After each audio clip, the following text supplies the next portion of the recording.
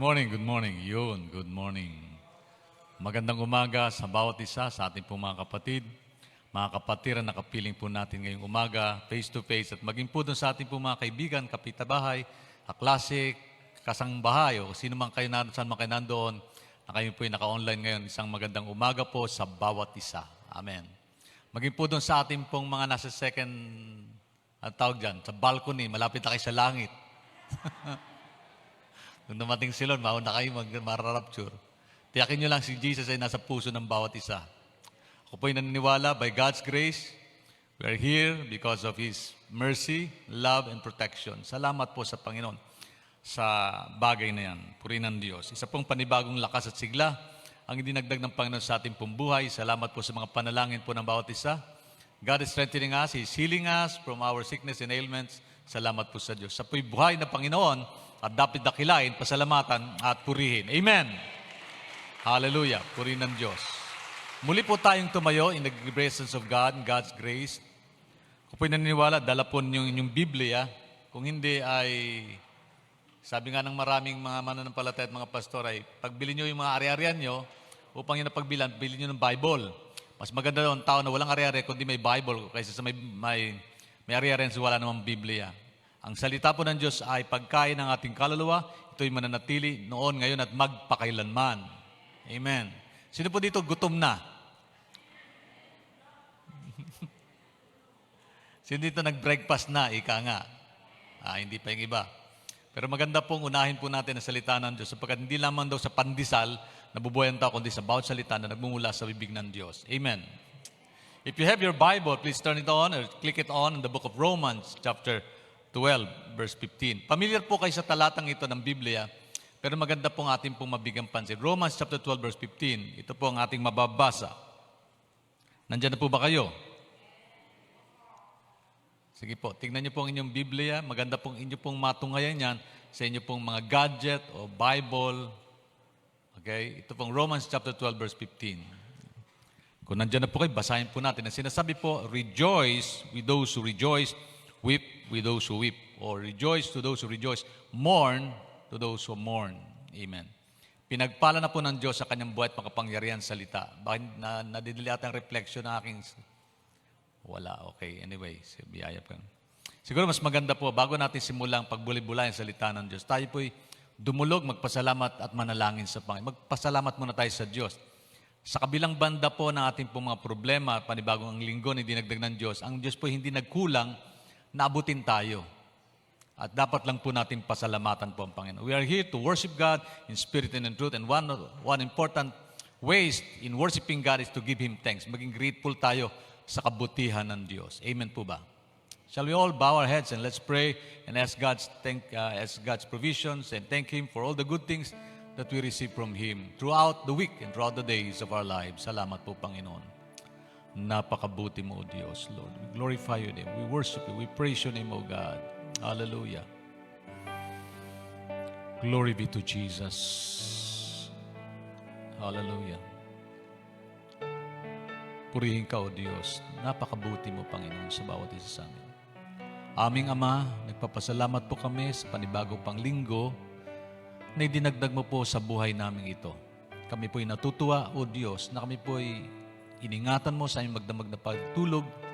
Binigyan ng panibagong sigla at panibagong umaga, Panginoon, na aming nasilayan po ang panibagong sikat ng araw na may kagalakan mula sa aming puso, na may pagpupurit pagpapasalamat, O Diyos. Marahil po, Panginoon, may mga problema kaming dala sa sandaling ito, Lord. But naniwala kami, Lord God, kung paano sinabi mo sa iyong mga salita, cast all our cares upon You because You cares for us, O God. Nagpapasalamat po kami sapagkat may Diyos kami na marunong magmalasakan, marunong umabot sa aming kalagayan, marunong tumugon sa aming mga dalangin, marunong magpatawad sa aming mga pagkukulang at marunong pagbigay ng kalakasan. Ikaw ay Diyos na nagmamahal at kailanman, Panginoon, hindi mo kami iniwan ni pinababayaan mo. Salamat po, Lord, sa opportunity that we can come there together, O God, joining our faith together, Lord God, to listen in Your Word, O God, to ponder on Your Word, to declare Your goodness in our midst, O God. Allow us to thank You, Lord God, for the wonderful things that we receive from You throughout the weeks of our lives, O God. Salamat po, Panginoon, O Diyos. Pinupurikan namin, dinadakila, sinasambay, tinataas, Ama. Napakabuti mo sa amin, Panginoon. Purihin ka, O Diyos. Hallelujah. Hallelujah, hallelujah, hallelujah. Let's praise God. Let's thank Him. Pasalamatan po natin ang Panginoon. Hallelujah. Hallelujah. Yes, God. Purihin ka, O Diyos. Hallelujah. Salamat po, Panginoon. Muli, Panginoon, narito po ang ibang lingkod. Gamitin mo, O Diyos, bilang daluyan po ng iyong pagpapala po lamang, Panginoon. Maluwalhati ka sa iyong mensahe, O Diyos, na iyong pagbubulay-bulayan. And Lord, ituwid mo ang aming pong mga tinatahak na landas. Tama mo po ang daan namin patutunguhan. Pagpalain mong buhay ng bawat isa. Huwag mong hayaan na meron pong uwi sa amin na malungkot. Palitan mo ng kasigla ng kalungkutan. Kagalingan na may mga karamdaman at tagumpay sa sino man, Lord God, may padamdaming parang nalugi at nalunlumo, O Diyos. We pray for your provision, guidance, and blessing to be with us, O God. May your name be glorified in our midst, O God, as we listen to your word. In the mighty name of Jesus Christ, this is our Lord's Prayer, and this is our prayer with thanksgiving in our heart. In Jesus' name, amen, amen, and amen. Hallelujah. Purihin ang Panginoon. Kayo po yung muling makakapuna in the presence of our mighty God. Hallelujah. Pinamagatan ko po ang mensahe ng Panginoon ng empathy of love, cultivating heart of compassion. Empathy of love. Praise God. Matuwa sa tagumpay ng iba. Ito pong Romans chapter 12, natin pong binasa. Muli natin balikan po yung ating pong pinaka-main text. Romans chapter 12, verse 15. Ang sabi po dyan, rejoice with those who rejoice, weep with those who weep. Ano pong big sabihin po nito? Malinaw pong maintindihan po natin ang kahalagahan po ng buhay sa layunin po ng Diyos upang makita po natin ang takbo ng buhay po natin na naayon po sa magandang nilalayon nito. Araw-araw tayo po ay nagtatanong marahil, ano bang layunin ng Diyos kung bakit tayo may buhay at panibagong araw na dinagdagan Diyos? Have you ever asked that questions personally, intimately, and seriously? Tinanong ba natin ang Diyos patungkol sa, Lord, ano bang layunin mo sa buhay kong ito? Hindi ko po makakalimutan, during my young years, no, ako po nag-aaral po noon, taking my board exam during that time, ako po ay napahiga sa aming higaan at napatingin sa ceiling. Pag tumingin ka, nakahiga ka, nakita mo ceiling, di po ba? Ceiling. At medyo na-surprise ako sapagkat tinanong ko ang Panginoon, Lord, ano bang dahilan kung bakit ako nagre-review? Ano bang dahilan kung bakit ako may plan? Bakit ba dahilan kung bakit ako nagtapos ng pag-aaral? Ano bang dahilan kung bakit ako may buhay? Yung question na yon ang nagdikta sa akin upang ilapit ng lubos ang sarili ko sa Diyos. Kasi kung meron mang pinagmumulan ng buhay, wala pong iba kundi ang Diyos, di po ba? He is the source of life and He knows what's the meaning of life. Alam niya kung ano ibig sabihin ng buhay. Marami pong tao sa mundong ito humihinga. Tinong katabi niyo, humihinga pa ba siya? Ay salamat sa hininga. Pero bakit ka pinahihinga ng Diyos? Anong rason kung bakit ka binigyan ng karagdagang araw o panibagong buhay sa ating pong mundong ito na kinagagalawan? God has a real meaning and purpose about what life is all about. Napakahalaga na makita po natin yon. At yung pong tanong na yon ay sinearch ko po ang sarili ko at ang salita ng Diyos. Salamat sa Panginoon sapagkat mga tanong po natin, pwede natin tanong sa Diyos personal at nangungusap siya sa paraan na pinapahayag niya sa ating liwanag ng kanyang salita. Kung bakit ako nagpapastor ngayon, may layunin po ang Diyos kung bakit. Kung bakit ko iniwan aking profesyon, may layunin po ang Panginoon. Napakahalaga na makita po natin, bawat araw may dahilan po kung bakit ka nilikha ng Diyos, bakit nagdagan ng panibagong araw ang buhay nating ito. Amen po ba? Hindi lang tayo nandito sa mundo upang mangarap. Marami tayong mga pangarap. Pero napakahalaga, nilagay ka ng Diyos sa isang tahanan. Sino ba dito may tahanan, may pamilya, kinabibilangan? Lahat po tayo. Amen po ba doon? Sino ba dito masayang kasama niya mga mahal niya sa buhay? At masaya silang kasama kayo? Amen, tanong natin sila. Sino dito may mga asawa na? At masayang may asawa siya? Oo. Iba parang, Lord, ano bang suffering ito? Okay, medyo engagement ring, wedding ring at suffering. Hallelujah. Ito po yung napakagandang makita po natin na may dahilan po ang Diyos eh. At ang dahilan ng Panginoon, hindi lang tayo nabubuhay para sa ating sarili.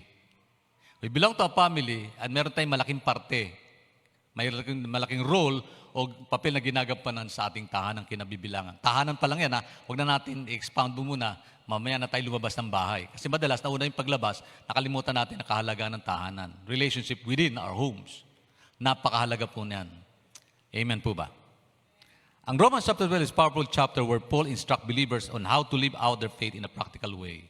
Ito pong Romans chapter 12, kung babasahin po natin yan, dito po ipinahayag na Apostol Pablo ang dahilan sa isang praktikal na kaparaan kung paano po dapat natin pamuhay ang ating pananampalataya sa Diyos. Maraming sabihin mo, ako'y naniniwala sa Diyos, pero ang paniniwala yan, dapat may pruweba yan, may patunay yan. Kasi ang tunay na faith, meron itong sinasandigang aral. At ang aral na yan, ating pinaniniwalaan ay aral ng salita ng Diyos mula sa banal na kasulatan, turo ng Panginoon. Amen po ba? Sino po dito nagbabasa ng Bible araw-araw? Salamat po sa Panginoon kung inyo pong minamahal ang salita ng Diyos. Sapagkat langit at lupa lilipas, subalit salita ng Diyos, mananatili daw ito magpakailanman. The value of God's Word is so important for us to realize the preciousness and the worthiness of it. As we read it, as we understand it, as we learn to come into point of making it alive sa buhay natin araw-araw. Napakalaga po nun. Itong verse 15, particularly sa verse 15, is a call to deep, genuine empathy, urging Christians to share in both the joys and sorrow of others. Pag sinabing empathy, sino nakadinig na ng salitang empathy? Ay, may empatya ako sa iyo. Yung simpatya, madali pong nadidinig natin, may simpatya ako sa iyo. Pag sinabing sympathy, ito yung iko'y naawa. Dama mo, naawa ka. Pero empathy is much deeper than sympathy. Kasi empathy, it speaks about yung karanasan niya, gusto mong madama yun. Halimbawa, nakisimpatya ako. Pag sabi na nakisimpatya, naawa ko sa iyo. Pagka nabalitaan ko, ay nakisimpatya ako sa kapatid natin, namatayan siya. Gandun lang yun. Pero ang empathy, iba yun. Dadamahin mo siya sa kanyang pagluluksa. Sasamahan mo siya, tatabihan mo siya. Aaliwin mo siya sa kanyang kalagayan. Yun po ibig sabihin ng empathy. Alam niyo po ba, tayo po'y, bawat isa sa atin, ay nilagay ng Diyos sa ating pamilya upang tayo maging empathy para sa kanila. Upang tayo maging katuwang, katulong, kaagapay ng bawat isa sa kanila. Amen po ba ron? Ay, ang lulungkot po, hindi ho ganun nangyayari. Marami pong tahanang wasak pamilya, sira, relasyong di maayos ngayon. Anong dahilan? Hindi nagiging tagumpay yung layunin ng Diyos sa kanilang mga buhay. Speaking of homes, bakit ko binibigyan din ng pansin sa ating tahanan? Kasi God is concerned about our homes. Alam niyo po, nagmamalasakit ng Diyos sa ating tahanan. Bakit? Kasi marami pong malulungkot na pamilya ngayon. At salamat po, wala sa Bethel niyan. Sana. Amen. Marami pong relasyong hindi maayos. Maganda nagsama, nagsimula ng maayos. Pagka kinasal mo, tuwan-tuwa, ngiti, ang sagot niya, napaka-bilis, no? Minamahal mo ba si babae? Opo, pastor, hindi pa tapos. Dali lang, hindi pa tapos yung sasabi ko. Minamahal mo ba sa hirap yung ginawa, sa karamdaman, kalusugan, hanggang kamatayan? Opo. Parang sila sumasagot ng opo. Pero pagkatapos ng ilang mga panahon ng pagsasama, aray ko po, na nadinig natin, hindi na opo. Wala na yung pag-ibig, wala na yung pagmamahal, wala na yung pag-uunawaan, at wala na pagtutulungan. Bakit po nangyari yun? Because we fail to understand what the meaning of life is. We fail to understand, express what true love is all about. Wherein God wants us to build this love in our lives so that we can express it out sa ating pagmamahal sa buhay. Amen. Okay, this is an essential part of Christian community and reflects the love of Jesus. Ito pong, reflect mo nga yung talata, kapatid, tingnan niyo po. Unawain po natin sandali ito.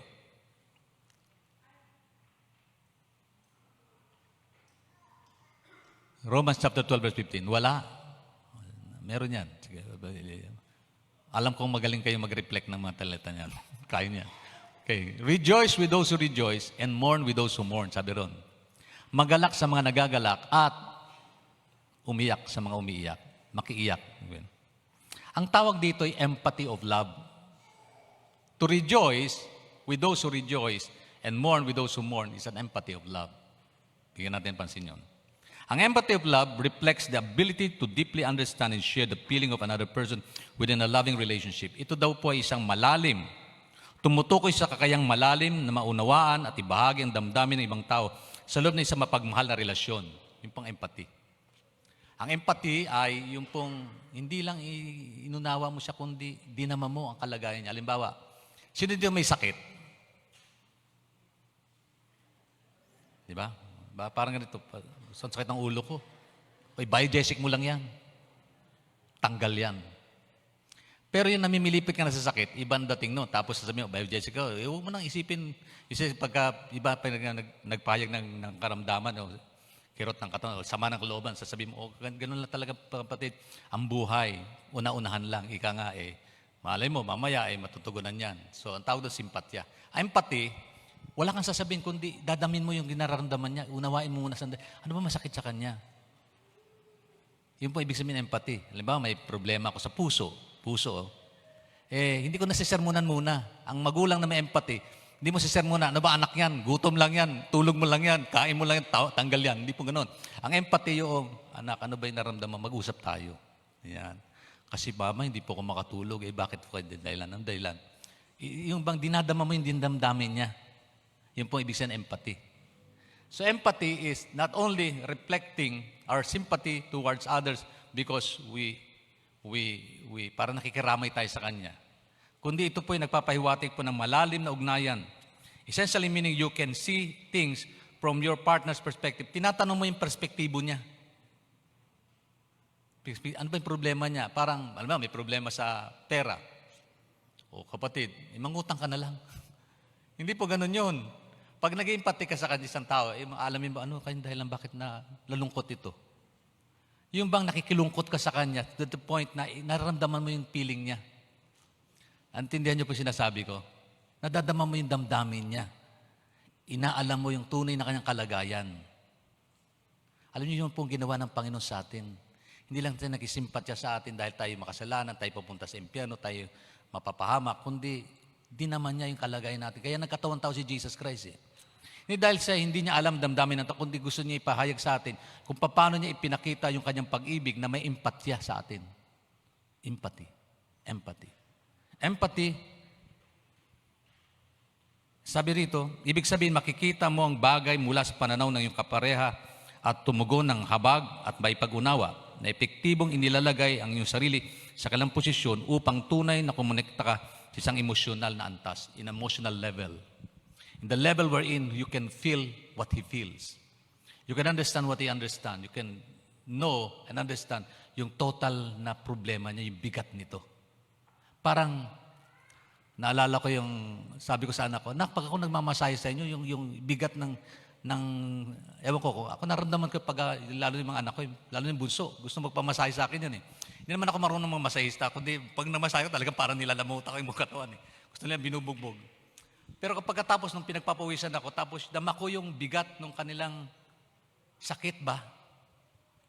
Yung pagod ng kanilang katawan, sabi ko, anak, stressful ka, no? Opo, papa. Opo, papa. Nakita niyo yung dinadama mo yung bigat.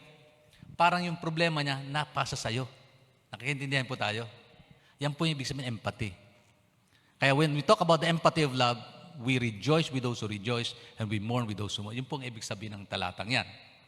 Sa malalim ng kadahilanan. Okay? A call to deep, genuine empathy, urging Christian to share in both the joy and sorrow of others. It is an essential part of Christian community and reflects the love of Christ. Nagre-reflect daw ito ng pag-ibig ng Panginoon kung tayo po may ganitong kalooban sa ating kapwa. Yan, tingnan niyo po yung katabi. Tinanong niyo ba ang problema niyong dala-dala? Sister, makang lungkot mo. Ano kayong problema mong dala?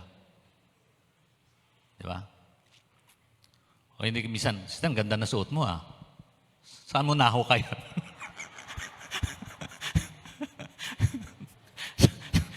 Saan hukay mo nabili? Madalas tayo pinapansin natin panglabas, no? Panlabas. Hindi naman masama yung pansin yung panlabas. Kundi yung pag-empathy, oy, si sister, napansin mo yung, bakit ang lungkot niya? Alamin ko kaya. Kasi gusto kong umabot sa kanyang kalagayan. Gusto kong tulungan siya. Yung pong empathy. When we rejoice with those who rejoice, when we mourn with those who don't, it speaks about deep sense of emotional attachment. On the level na, yung level na kanyang kalagayan, na intindihan mo siya. Ito po ang major problem kung bakit maraming relasyon sa pamilya, tahanan, hindi naging maayos. Because we set aside the level of empathy, sympathy and empathy in the relationship. Bakit? Minsan one-sided tayo eh. Di po ba? Pagka nagkamali ang anak natin, anong gagawin dating natin? Ba't kaya nagkamali siya? Sermon na kagad mula ulong hanggang paa.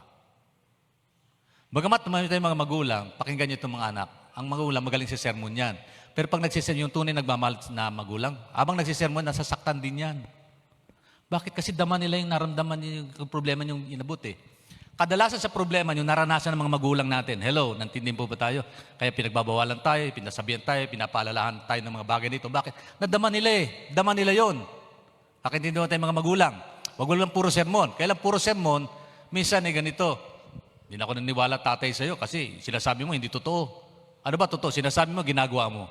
So medyo malaking problema yon.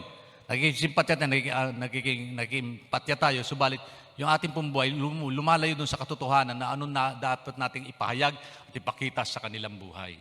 Na dapat mag-reflect sa atin yung aral at turo ng Panginoon. Kakaintindihan po ba tayo? Hindi tayo perpekto. Sino ba dito perpektong magulang? Wala. Mga anak. Nanay niyo ba perfect? Sino dito perfect yung nanay niya? Napakabait.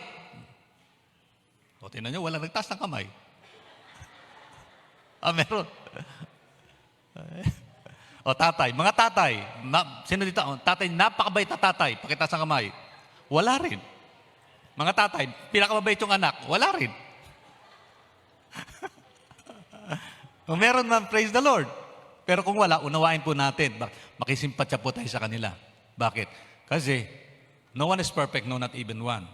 Purihin ng Diyos. Ganyan pa man, tulad na sinabi ko, yung verse 15 is a deep call to genuine empathy, urging Christians to share their love and joy in the moments of sorrow and happiness ng buhay.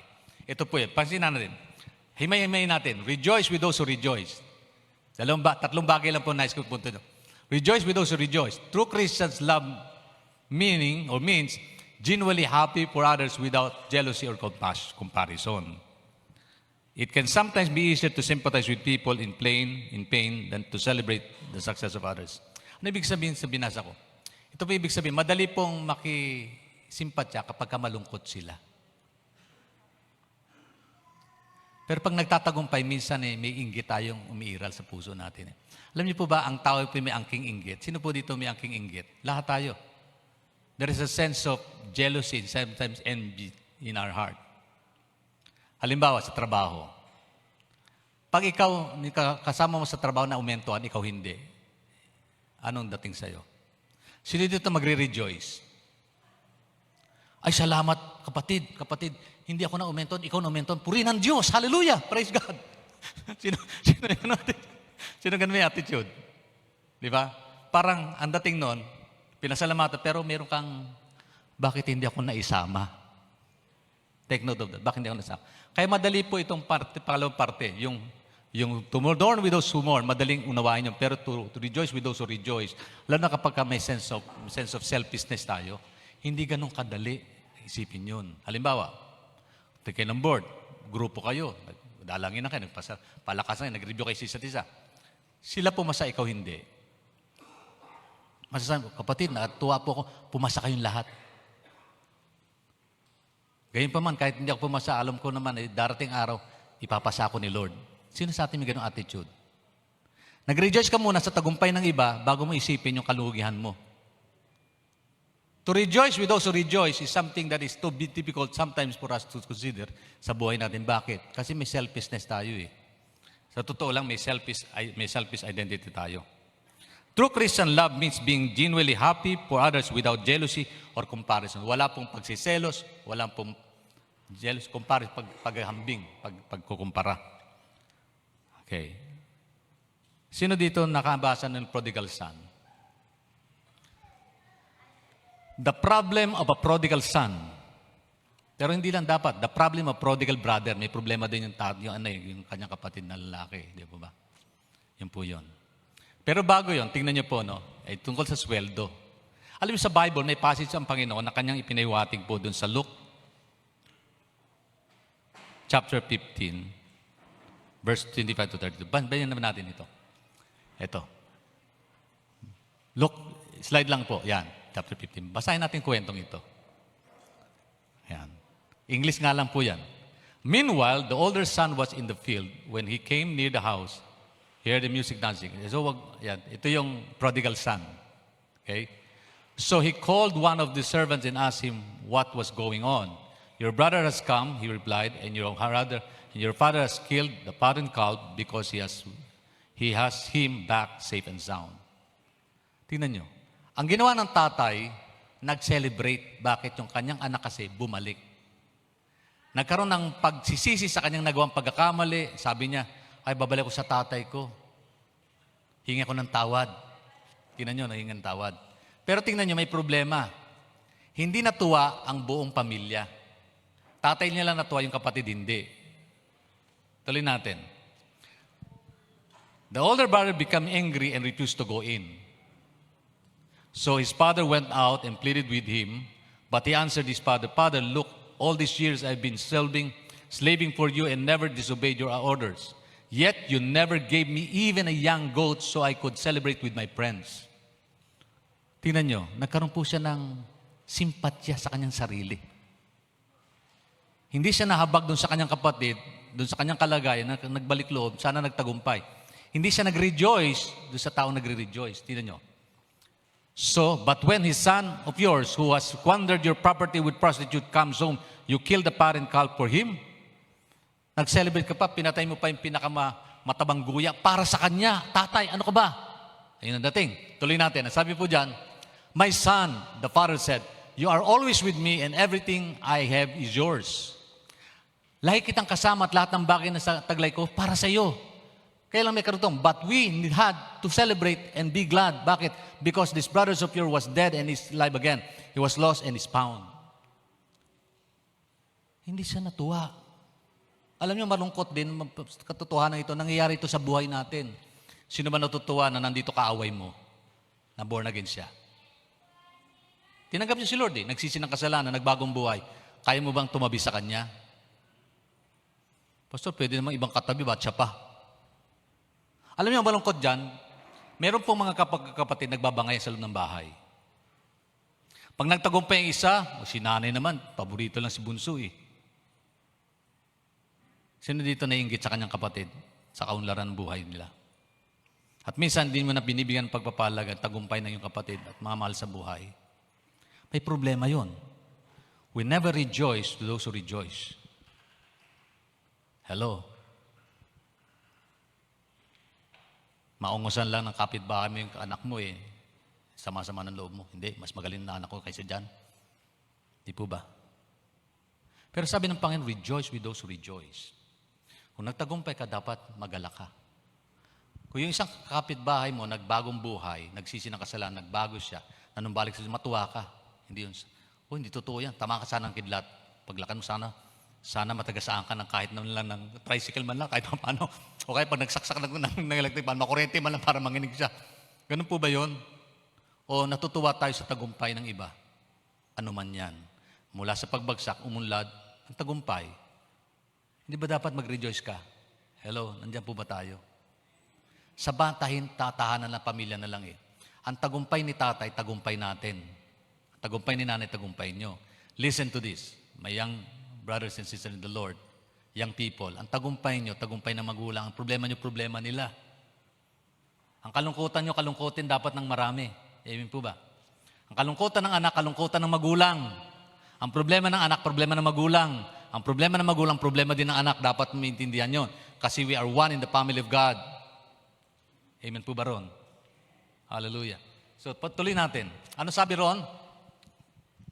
Anak, dapat kang magalak. Dapat tayong magtuwa. Okay? Celebrate. Be glad. Because this brothers of yours was dead and is alive again. Sino dito tuwang-tuwa na meron siyang nilapit sa Panginoon, nakakilala kay Lord, pinatanggap kay Jesus? Di ba nakakatuwa yun? Nakakagalak yun? Huwag mo sarilinin, kapatid, ang mensahe ng pag-ibig ng Diyos at pagliligtas niya. Kung sa langit ka pupunta, magsama ka ng iba, lalo ng iyong pamilya. Ulit yung sinabi ko, pag sa langit ka, sino dito sa langit pupunta? Magsama ka naman ng iba. I-share mo si Jesus Christ. Because Jesus is the way, the truth, and the life. No one can come to the Father but through Him alone. Yun po ba? Sabi rito, He was dead and was alive again. He was lost and He was found. Naluligaw siya pero ngayon nasumpuhan sa buhay. Alam mo, malungkot po, no? May mga pagkakataon na bumabagsak na Kristiyano. Sino ba sa atin perpekto? Sa kanyang pagbagsak, anong naging problema natin? Natutuwa tayo kami siyan. Sinasabi ko na nga ba sa iyo, dapat kang parusahan. Naparusahan na nga nanumbalik, humingi ng tawad, nanumbalik sa Diyos. Anong sasabihin mo gagawin? Dapat mag-rejoice ka, ba't nakabalik siya sa Panginoon? Hindi po dapat mag-rejoice tayo. Amen.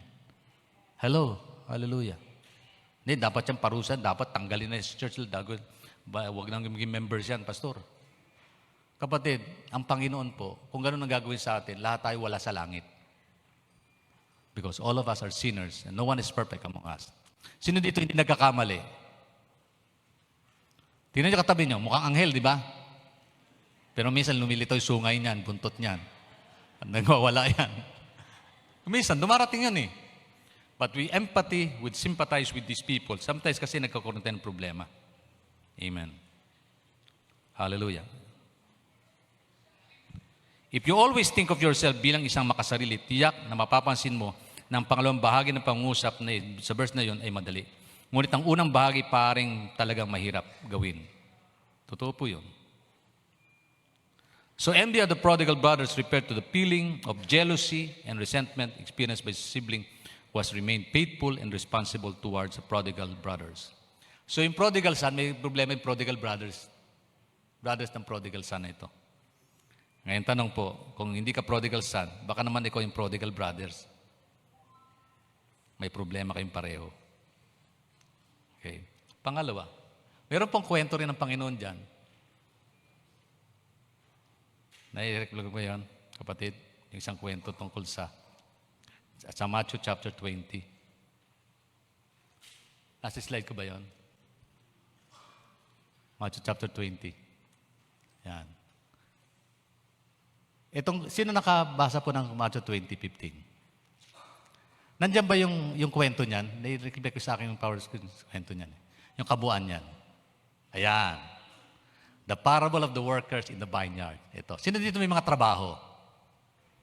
At kontento na sa kanyang sweldo. Sweldo. Sa school. Kontento na sa baon mo. Anak, kontento na sa baon mo. Sino dito kontento na sa baon niya? Wala. Okay. Basahin natin to. Tingnan nyo. For the kingdom of heaven is like a landowners who went out early in the morning to hire workers for his vineyard. Medyo English lang to, no? Sabi meron pong may-ari ng lupa na nag-upa ng kanya pong gagawa sa kanyang o magsasaka o hire ng mga workers.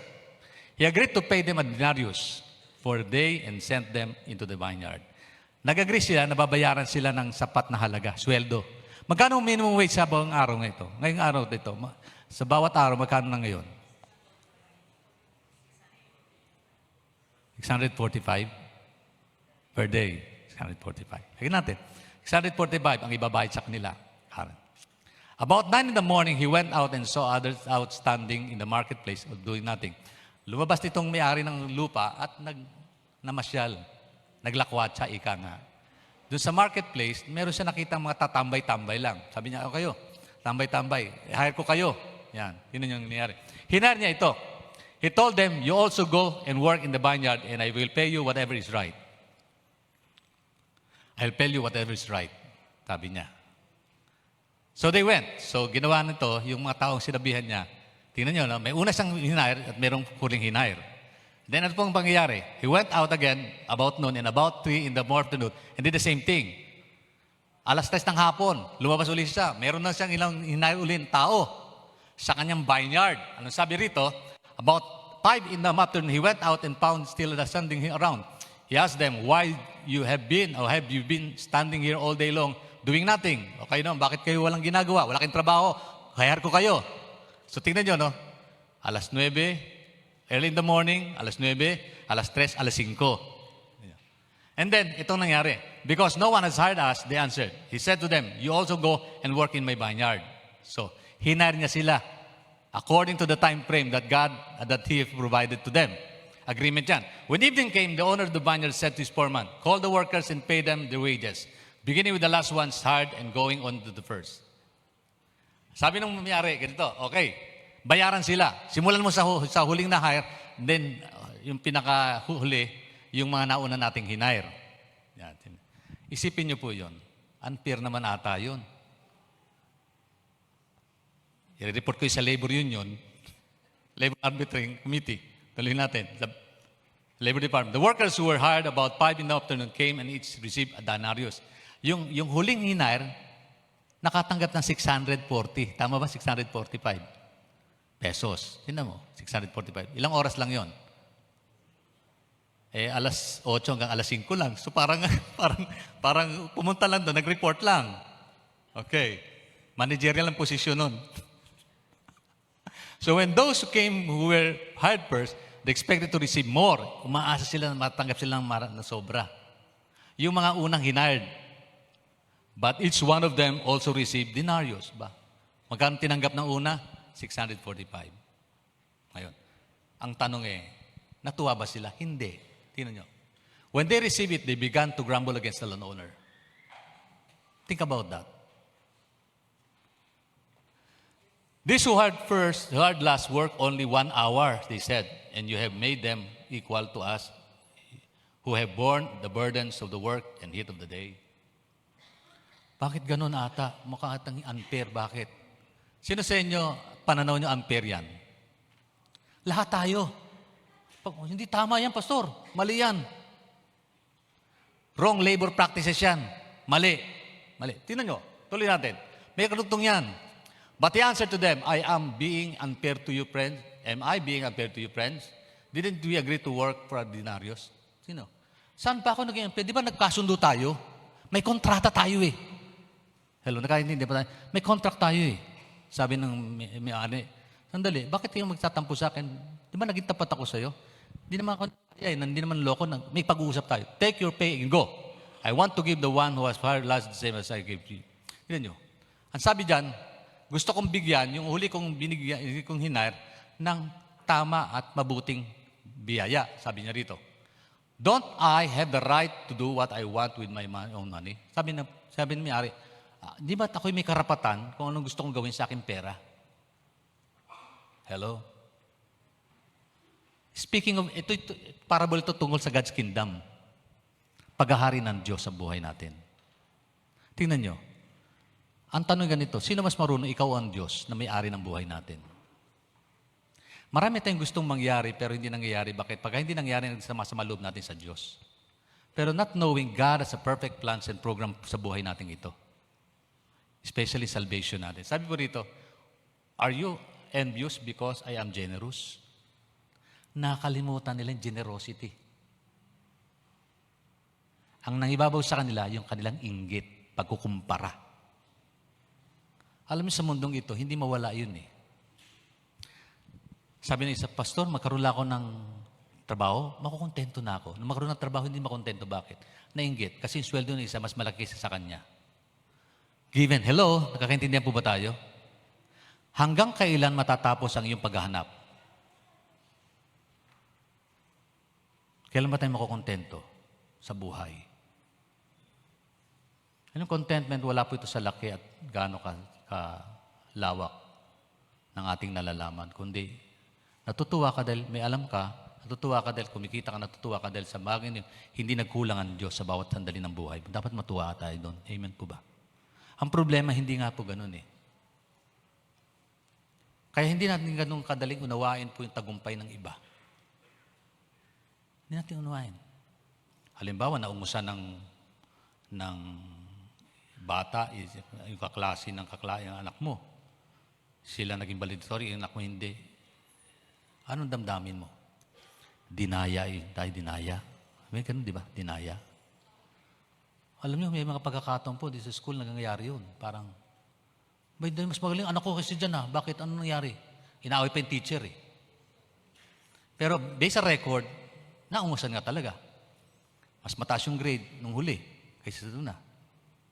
Sabi ng teacher ko sa akin, June, ako'y nag-aaral, hindi ka na number 1 sa klase, bakit? Naungusan ka na klase mo, mas mataas ang grade nila. Kasi nagpabaya ka sa huli. O di, naintindihan ko. Opo, ma'am, sa susunod na lang po. Susunod na lang po. Intindihan tayo. Ito kaklase ko, best friend ko, Brad, salamat galing ko. Hindi ako nainggit. Kasi kilala ko na si Lord ng panahon na yun. Pero pagka hindi ko kilala ang Panginoon, abay sandali, bakit mo ako nangusan? Di tama yan. Ikaw nangungopia ka lang sa akin dati, kayo nangunguna na. Diba? Parang hindi ka natutuwa sa tagumpay ng iba. Hello? Hindi, dapat ako dyan bakit sila binigyan? Sino dito, kahit na wala siyang tinirang ulam, natutuwa sapagkat ang kailang mga mahal sa buhay ay kumain ng higit at lubos. Nabusog sila. Di ba may mga magulang na, tingnan nyo, yung simpatya ng magulang, yung parte nila, binibigay pa sa anak. Binibigay sa anak. Sabi na isang kwento tungkol dun sa isang teacher ng math. Okay, tanong ko po kayo, ratio and proportion tayo mga anak ha. Halimbawa, kung ako ay merong isang pie, pizza pie. Okay, meron akong 8 anak. 8 anak. Ilang portion ang matatanggap mo? Ako isang may pie ako. Nanay ako, may pie. Ako isang nanay, ako may pie, at ako may 8 anak. Ilang portion ang matatanggap ko? 8 anak ha? Ilan? 1:10. Kasi nanay, tatay may parte, tapos 8 mga anak, so 10 sila. Pero sabi nung portion daw niya, sabi niya alam ko, ang matatanggap ko, 1:8. Bakit? Kasi hindi alam ko, hindi nyo kilala tatay at nanay ko, tatay at nanay ko, hindi nag-share nila. Ibinibigay na sa amin. Kayong hati, 8 lang, hindi po 10, 8 lang. Kita nyo yun? Sana intindihan ito ng mga anak ko minsan, mga anak, nanay nyo kuminsan, natutulog na lang huling-huli sa bahay. Agang-agang gising, gabing ganun matulog para lang sa atin. Kasi nakikipagsimpat siya. Dinadama niya yung ating pangailangan. Inaabot niya ating kalagayan sa buhay. Tapos, pag sinermonan tayo, gano'n na lang, tatalikuran natin, tinutungayo pa yung iba. Mali naman yun. Diba? Hello, nandiyan po ba tayo? Mga anak, nandito po ba kayo? Do you love your mother? Do you love your father? Do you love your brothers and sisters, your siblings niyo? Mahal niyo? Talaga? Eto bakit yung problem? Kapirasong lupa, pinag-away, nagdidemanda pa. Tapos nagdemanda yung may kaya pa. Ano ba yun? Hindi na po lingid sa alaman ng marami yan. Nangyayari po yan. Nangyayari yan. Ang kalungkutan yan, kung pareho kayong Kristiyano, nagaganap yan. Malungkot naman nun, parang wala si Kristo sa puso natin. Tuloy natin pag-inugusap. Yung kwento po. So, balik nyo sa slide. Are you envious because I am generous? Sa totoo lang, tayong lahat sinilang nahubot-hubad, walang dala sa mundong ito. Meron po ba dito ni sinilang nakadamit na? Wala, di ba? Lahat tayo umiiyak, kailangan abutin, tulungan, gabayan, palakihin, pakainin pa bago tayo magkaroon ng kakayanang tumayo, maglakad at magpasyang sarili. Di po ba? But every good gift comes from heaven. Sabi ng Bible, lahat ng mabuting bagay, kaloob ng Diyos mula sa atin. So God is so generous to us. Kailang problema, we are not thankful to Him at minsan, yung biyaya ng Panginoon, pinagbibless ng Diyos ng ating kapwa, hindi natin nabibigyan ng pansin yun, hindi natin napapahalagahan. Kung mas malaki bahay niya kaysa sa inyo, magpuri ka pa rin sa inyo dahil mayroon kang sariling bahay. Huwag ka na mainggit. Di po ba? Yung inggit kasi, wala kang madadala, wala kang matutunguhan yan. Pangalawa, mourning with those who mourn. Next slide. Mourning with those who mourn. Ito, madali ito Makisimpatya ka sa mga umiiyak, makiiyak ka. Alam niyo, kung meron mga magandang halimbawa nito si Jesus Christ. You know, ang pinaka short verse in the Bible, saan mababasa?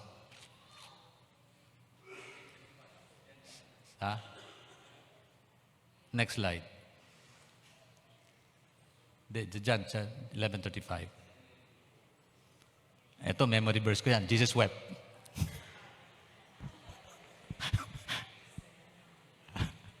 Minsan dinadayo namin, pastor namin. Kasi nung ko yung people, nung ko dumadala ng Sunday school, ayon ng teacher ko na wala kaming memory verse, dala-dala every Sunday. Kakabisa yung talata. Ito, kabisado namin to. John 11:35, Jesus wept. Madali mo kabisahin yan. Hello, Jesus wept.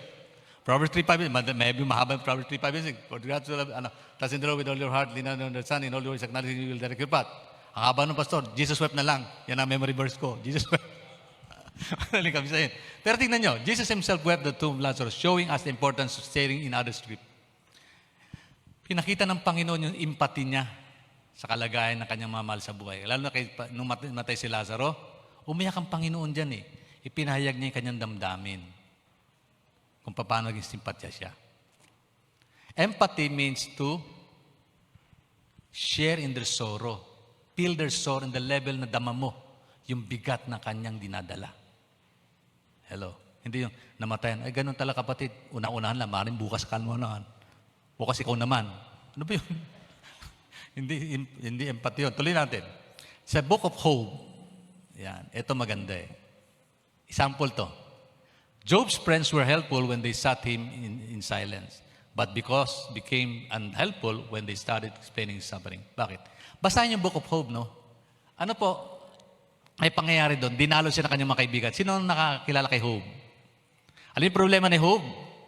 Ang bigat ng problema niya. Wala po akong kilalang tao na naranasan ito sa kasalukuyan. Baka rin kayo nakaranasan nyo. Ano nangyari sa kanya? Sa loob ng isang araw, sinalot siya. Namatay yung kanyang, ninakawan po siya. Lahat ng kanyang arian ninakaw. Pinatay yung kanyang mga tauhan. Nalugi siya, bagsak ang negosyo niya. Pangalawa, nung araw na yon mismo, nabalitaan niya lahat ng kanyang mga anak namatay. 10 sa kanyang mga anak namatay. Ang bigat nun. Sino may problemang ganon? Salamat sa Panginoon. Hindi natin naranasan yon. Kung meron man, parang wala akong kilala eh. Mula nung nagsilang hanggang ngayon, wala akong kilala na katulad ni Hope yung problem. Hindi lang yon. Nagkasakit siya mula ulo hanggang paa. Yan. So sa kabila ng kanyang kalagayan, anong ginawa ng kanyang kaibigan? Ito po. Sabi ng Bible, and they sat on the ground with him for 7 days and 7 nights. No one said a word to him because they saw how great his suffering was. Naki-empatya sila. Hindi po simpatya, empatya. Sinamahan nila si Job sa loob ng 7 araw, 7 gabi. Wala silang binanggit ni kataga. Sometimes, ito pong empathy can express in a silent mode. Silent mode. Bakit? Nung magsimula na silang mangaral, magsalita, magpahayag, magminsay kay Job, hindi nagpalakas kay Job yung sinasabi nila. Alam niyo kung minsan, magaling tayo magpayo. Pero hirap nating unawain yung pinapayuhan natin. Sino dito naranasang makinig lang sa hinaing ng iba? At di naman yun. Maraming pagkakataon, naranasan ko po yun. Pastor, pakinggan niyo po ang problema ko. Huwag muna kayo magsalita. Sige po, 3 oras ako nang kinig.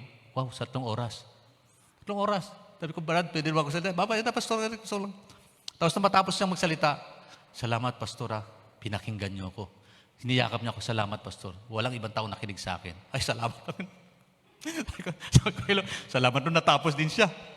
Pero yung sympathy, nando'y simpatya, pero empathy yung kahit na anong oras, ilang araw kang nakisama sa kanya, inunawa mo siya. Sabi ko sa Panginoon, patawarin mo kung hindi man empathy na dama ko, simpatya lang. Kasi parang nahabag lang ako, pero yung nainip ba? Nainip. Bilis-bilisan mo naman. May appointment pa ako iba. Parang ganun. Pero empathy hindi. Tingnan mo yung talata. Huwag niyo reflect lang. So, ano nangyari? When they sat on the ground with him 7 days and 7 nights, no one said a word to him because they saw how great his suffering was. Ganyan ang tanong, kailan tayo ganyan sa ating mga mahal sa buhay?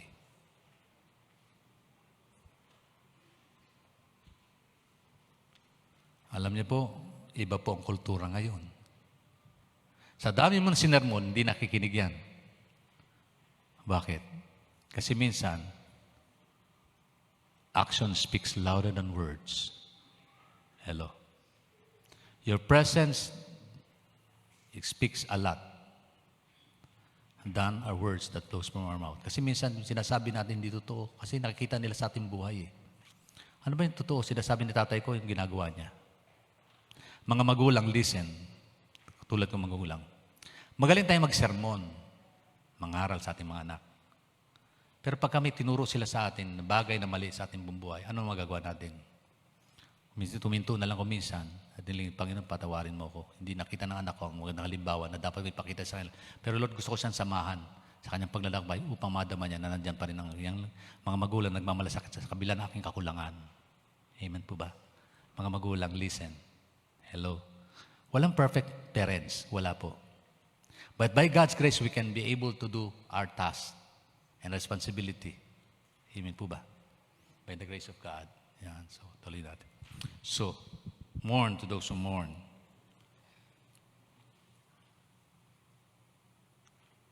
And lastly, why this matter to us who are in the church? Bakit itong bagay to rejoice with those who rejoice and mourn to those who mourn ay napakahalaga sa atin bilang mga Kristiyano?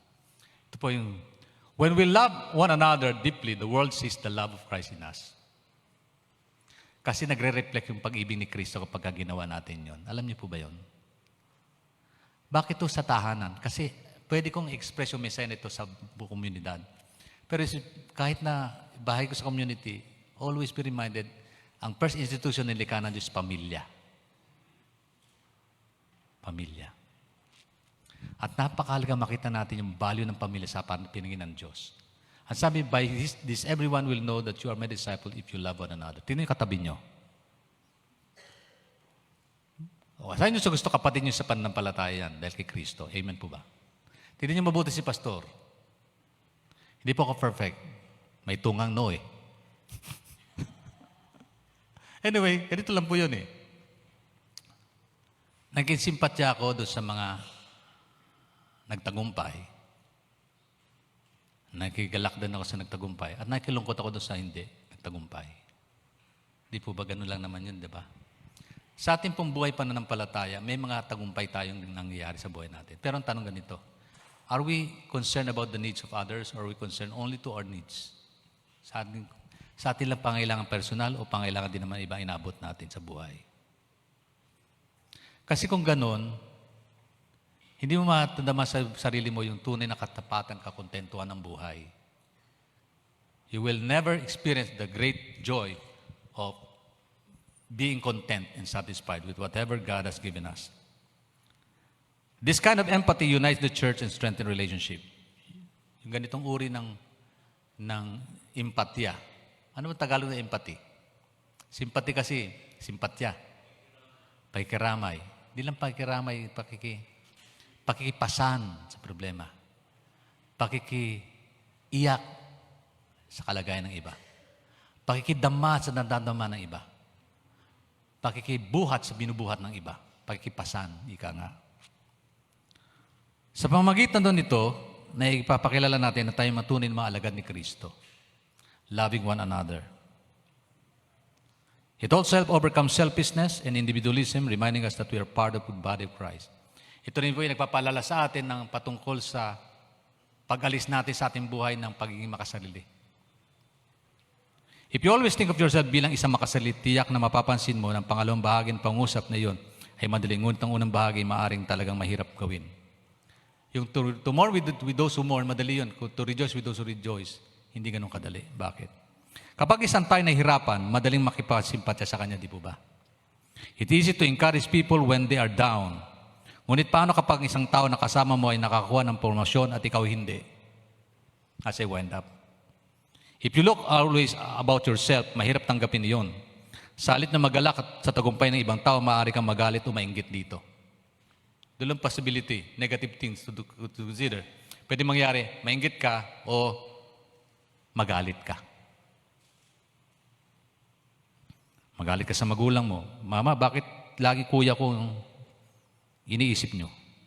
Anak, unawain mong kuya mo. Bakit? May sakit siya. Sino dito nag-iinggit sa kanyang kapatid? Anak, bakit siya laging pinupuri mo? Kasi lagi siyang pasado, ikaw hindi. Anak, bagsak ka lagi. Hello? Sino dito may favoritism sa kanyang pamilya? Sabi ng mga mulag, wala kang favoritism. Pero sa totoo lang, meron yan. Kung inyong papansin, meron. Pero dapat yung unawain, bakit? Mga anak, bakit may favoritism? Bakit? Ano si Angel, palagay mo? Kasi mataba si Angel. Tantuan nanay niya. Malusog lang daw. Hallelujah. Maaari mo ring hilingin na mangyari ang mga masamang bagay sa mga taong ito. Dahil kahit papano, naisip mo kung maaari mong hipa ng kanilang kandila at sa iyo ay nagniningning na mas maliwanag. Di ba? Parang ganun eh. Yung kandila niya nagniningning, samantala ako hindi, hipang ko kaya. O, pareho na kaming patay. But it's the truth. Napakaraming biyaya ng Diyos na pwede nating matanggap. Yun ang katotohanan.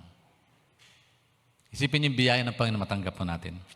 Minsan ay sinabi ni Jesus ang kwento ng isang may-ari ng lupa na umupa ng mga gagawa simula ng araw upang magtrabaho ang kanyang ubusan. Nabasa na natin, napag-iralan natin to. At anong nangyari? Ang gagawa na tanggap na sino man ng araw ay nagreklamo at dahil hindi ito patas. Ngunit yung may-ari ng lupa ay sumagot, wala ba akong karapatang gawin ang ari-arian ko ang aking maibigan?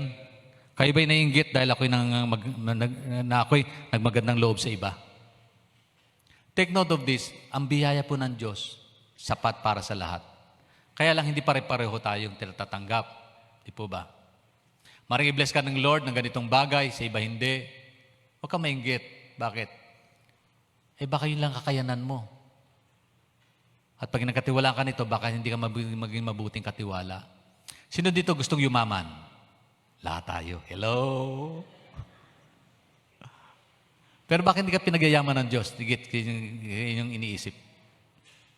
Kaya iba, Kristiyano, nagpe-pray, Lord, total, Diyos ka naman marunong unawa. Lord, itatama ko naman sana ito, itataya ko sa loto. May Kristiyano ba nagtusugal? Wala eh. Hello?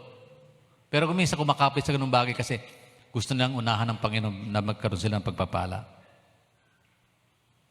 Sometimes you may feel the same way when God blesses someone else, di ba? Kung minsan ay maaring ganun din ang naramdaman mo kapag pinagpapala ng Diyos ng ibang tao.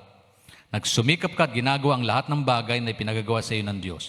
Ngunit pagkatapos makita mo na ang Diyos ay nagbigay ng higit pa pagpapala sa iba kaysa sa iyo.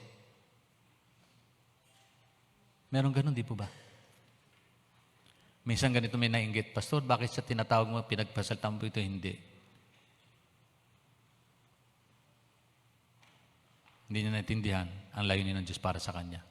Kapatid, kapag ikaw nagsasalita kasi, natutulog sila. Ayun niyo, Pastor, at least kahit paano, nabibigyan ko sila ng himbing na pagtulog. Kasi sabay hindi sila sabay kasi hindi sila makatulog. Hindi, pagdating sa church, tulog sila. Hindi kaya sila nakatulog, may diabetic yung mga taong yan. Mataas yung sugar, unawain mo na lang, di po ba? Hindi po. Minsan nagkakaroon ng sama ng loob, inggit. At marahil inisip mo ng taong iyon ay hindi karapat-dapat na pagpalain dahil mukhang hindi sila nagsumikap na kasing hirap o naglingkod sa Diyos na kasing tapat mo. Naranasan ba ninyo yun? Naranasan niyo ba yun? May tumawag sa akin, Pastor, ano po ba layo ng Panginoon sa buhay mo? Sabi ko, hindi ko alam. Kasi gusto niya yung posisyon. Kung hindi ka natatakbo, sana, Pastor, ako nang tumakbo. Walang problema sa akin, kapatid. Kung ano ba, susuportahan. Siyempre, susuportahan kita. Sino man ang manalo dyan, susuportahan ko. Bakit? Ang tagumpay mo, tagumpay ko. Kaya lang kalugihan ko, hindi mo kalugihan. Kapag ako natutuwa kayo. Ang hirap naman nun, di ba? Dapat ang tagumpay mo, tagumpay ko. Problema ko. Magkaisa tayo doon sa gawain ng Panginoon. Amen po ba? Ganun din po sa bahay. Hello? Ang tagumpay ng asawa mo, tagumpay mo. Huwag mong sarilin, huwag mong solohin. Ang problema nila, problema mo. Naalala niyo po ba yung pangako niyo sa isa't isa sa may mga asawa? Hello, may mga asawa, pakitaas ang kamay. Magalak po kayo sa Panginoon. Hello?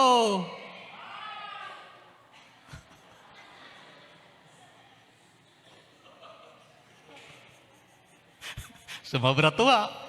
Ganun talaga. Iniinggit tayo. Praise God. Diba? Napakaganda. Meron palang tahanan. Ganun. Na napakasaya niya. Hello. Mga anak, sino po natutuwa? Nakapiling mo mga magulang nyo? Wala. Anyway, by the grace of God. Ang tanong, kung nais ng Diyos na pagpalain ng iba, na katulad mo, mahalaga ba ito sa'yo? Alam mo, nais ng Lord pagpalain ka ng higit. Kapit-bahay mo kasi sa'yo. Ang tanong, mahalaga ba ito sa'yo? Mahalaga, Pastor, kasi kakaingit naman sila. Hindi ito nainggit. Kasi itong mangyayari, pag nainggit ka, hindi mo madadama yung biyaya ng Diyos sa buhay mo. Kasi every day, God is faithful, providing us the things we need in this world, in life. Ang sabi nga ng Bible, this is the day the Lord has made, let us rejoice and be glad in it. Ang araw na ito, ginawa ng Diyos, matagalak ka at matuwa sapagkat ito binigay ng Diyos sa buhay natin ito. Amen. Halimbawa, wala kang pamasahe ngayon, magalak ka. Huwag kang maingit sa may pamasahe. Bakit? Pinaglalakad ka na Diyos, at least naka-exercise ka. Di ba? Hindi yun, Pastor, nakakaawa naman itong kapatid na ito. Mabuti ka pa, binis ni Lord, ako hindi. Kapatid, may layon ng Panginoon. Bakit? At dapat mong unawain, ang tagumpay ng iba, tagumpay mo, ang kalugihan mo. O ikaw, nakita mo kapatid mo, naglalakad mo, gagawin mo. Samahan mo. Samahan mo. Di ba? O ayaw mo pasakay sa sakyan mo, di samahan mo siya. Ganun lang naman eh. Sister, ang problema mo, samahan kita. Samahan mo siya sa paglalakbay. Sino dito sinasamahan niya kanyang anak sa kanyang paglalakbay? Samahan niyo sila. Samahan. Amen. Makiiyak sa mga umiiyak, makitangis sa mga tumatangis, makigalak sa mga gumagalak sa biyaya ng Panginoon. Amen. Kasi mahalaga ito sa ating pong buhay Kristiyano. Ang inggit ay maaari malapit sa atin. Mangyayari ito sa ating relasyon sa ating mga kasama. Karaniwang hindi ka may inggit sa mga taong hindi mo kasama. Totoo naman eh. Hindi mo kilala mainggit sa hindi mo kilala. Kadalasan nainggit tayo sa mga kakilala natin. Lalo ang problema, ang problema ko minsan, nainggit kayo sa mahal mo sa buhay mismo, sa loob ng tahanan. Sino nainggit sa kanyang kapatid na mas maunlad siya kaysa sa kanyang sarili? Hello? Diba? Nainggit sila dahil, Pastor, bago cellphone niya, samantala ako, pinipindot pa rin. Touchscreen na sa kanya. Hello? Oh, nainggit ka. Na-hold up siya, ikaw hindi. Hindi ka ma-hold up. Ano nangyari ngayon? Sino papalad ngayon? Di ba pas papalad ka? Nainggit ka lang. Yung kagalakan mo na wala. Nung ma-hold up siya, natuwa ka pa. Buti na lang. Saka mo na-realize, salamat Panginoon, yung cellphone ko, wala man gusto mag-interest nito. Di ba? Natutuwa ka na lang, di ba? Sabi sa pastor, walang bahay. Nainggit sa may bahay. Nung magkaroon ng bahay, nagsama ng loob. Pastor, hindi ako makakandun sa gawain. Bakit? Laki lang ng bahay pinagawa ng anak ko. Hindi ko tuloy maiwan. Maglinis lang, maghapon naglilinis. Sino? Nung malit ang bahay, nagreklamo. Nung malaking bahay, nagreklamo. Ang problema niya kasi dito, yung bang kinukumpara natin sarili natin dun sa iba. At the same time, we do not understand the value of contentment sa buhay natin. Ang sabi ni Paul, I learned to be content. I know the secret of being content. Whether in sickness or in health, nagpapasalamat sa Panginoon, I rejoice in Him. Through prayer and supplication, God has provided the answer to all need. Kaya sa Diyos, hindi nagkulang sa kanyang buhay. Amen. Ang inggit ay mapandin lang. Pinapaya nito ang iba, sinisira nito ang relasyon, ginagawa kang miserable, at ito'y nakatago, ngunit ito'y napapanira. At nagdudulot ito sa atin ng kawalan ng labis na kagalakan. Kasi nainggit ka na eh, nawawala yung galak. Sino tingnan nyo katabi nyo? Hindi nyo ba alam mas maputi sa kaysa sa inyo? Kahit maputi sa kaysa sa inyo, dapat matuwa ka. Bakit? Kapatid, salamat po kasi katabi mo ako maitim. Kung wala kang katabi maitim, hindi ka dadangat yung puti mo. Sino dito maganda siya? At nakatabi niya, hindi kang kakagandahan. Matuwa ka. Kung ikaw hindi maganda, bakit? Kasi ikararangal ka niya. Kasi kung hindi mo katabi yan, hindi angat ang ganda mo. Kaya lang salamat pa rin sa Panginoon. Alam niyo, natutuwa. Sabi ng ating direktor ng mission natin sa Mindanao, papasalamat daw siya, mga kasama niya, hindi ganun kagandahan. Bakit? Walang mag-attempt na mag-rape, walang mag-attempt mag-kidnap. Pero yung mensahe ng Panginoon, ipapangaral nila. Ibig sabihin, may meaning yung kanilang buhay. Ba't ka may inggit, di po ba? Pag inisip mo, ay, may kalawin pala ng Diyos para sa kanyang kaluwalang kadakilaan, meron palang value pala itong kalagayan kong ito sa buhay. Hello? Kaya, rejoice with those who rejoice and weep with those who weep.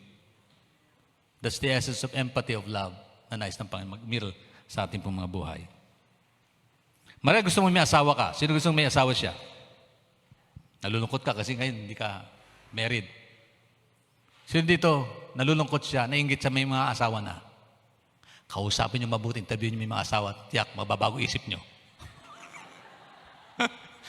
Ganun lang mo yun. Ganun lang kasimple yun. Diba? May-enjoy ka. May-enjoy mo yun ang buhay mo. Sabi nga ni Paul enjoy life. Whether you're single or married, you enjoy life. Huwag mo na ikumpara sarili mo. Sabi nga na anak ko, ngayon, meron po akong anak na wala pa rin asawa. Isa lang anak ko may asawa eh. Sila medyo nagkakaedad na. Sabi na anak kong babae, Papa, mag-asawa lang, mas mabigat ang problema. May ina mo lang wala. Oh, totoo ako. Sabi ko, Lord, matutuwa ba ako? Kaya isa sa anak na babae yun. 3 lalaki, 1 babae. Hanggang ngayon, walang boyfriend. Walang pangarap na ano. Pero natutuwa naman ako sapagkat yung value ng buhay, pinahalagaan niya. Yung pagiging nanay sa kanyang mga kapatid, binibigyan niya ng pansin. So yun ang role niya sa bahay.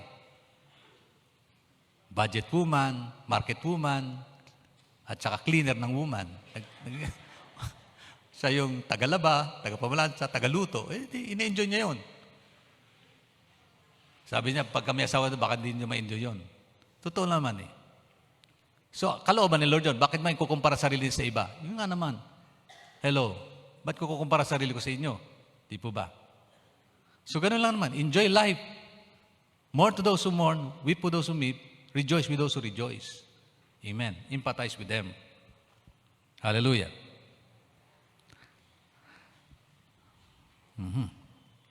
You will enjoy life a whole lot more if you learn to be happy over the success of other people. Natutunan nyo na bang magalak sa tagumpay ng iba? Sino dito tumaas ang sweldo? Wala. Sino dito walang kasweldo-sweldo? Mga anak, taas nyo kamay nyo. Yan. Taas ng kamay. May budget niya. Malaki siguro budget nito. Malaking baon niya. Praise God. Ano man ang kalagayan natin sa buhay, mag-enjoy ka. Kasi hindi ka pababayaan ng Panginoon. Yung ibon nga pinakain niya, yung bulaklak, pinagaganda kayo pa kaya, sabi ng Panginoon. Huwag kayong magalumihan, huwag kayong malungkot, huwag kayong mabalisa. Kung masaya ka lang, kapag naging maayos ang mga bagay para sa iyo, magiging miserable ka lang halos buong buhay mo. Bakit? Kasi hindi nga ganun nangyayari. In this world, you shall have a lot of tribulations. Sa mundong ito, punong-puno tayo ng problema ang dala-dala. Pagising mo lang sa umaga, nakukuha ba sa praise the Lord yung pagbaba ng presyo? Hindi eh. Punta ka sa palengke, praise the Lord, humigo ka ng praise, hallelujah. Hindi ba baba presyo niyan? Di ba ba? Ito, enjoy mo na lang ang buhay. Enjoy life. Hello, enjoy life. Na-enjoy ko pa rin pagmaneho. Nagdabilo kami ni Sister Nene kagabi. Halos madaling araw kami narating dito. Sa biyaya rin ng Panginoon. Hallelujah, enjoy na lang. Minsan lumalabo na paningin, hindi mo na makita yung nadaanan. So Lord, ingatan mo na lang kami. Enjoy life. Enjoy life. Na-traffic kami alas 12 na madaling mag-alas 12, na-traffic po kami. Sabi ko, wala bang gusto matulog? Traffic pa rin, Expressway na yan, South Super Highway, traffic na rin. Alas 12 ng madaling araw yon, traffic. Mag-alas 12 ng madaling araw, traffic. Sabi ko, wala bang gusto matulog? Parang lahat kami nag-iisip ng lumabas ng ganitong oras. Yung buhay, sabi, enjoy na lang yung buhay natin. Matraffic man, enjoy life. Ba't ka mainggit? Ba't ka mainis? Ba't ka magagalit? Sabi ko, hindi naman ako nag-isa na traffic, marami kami. Enjoy ko na lang. Sino dito may mga rayuma?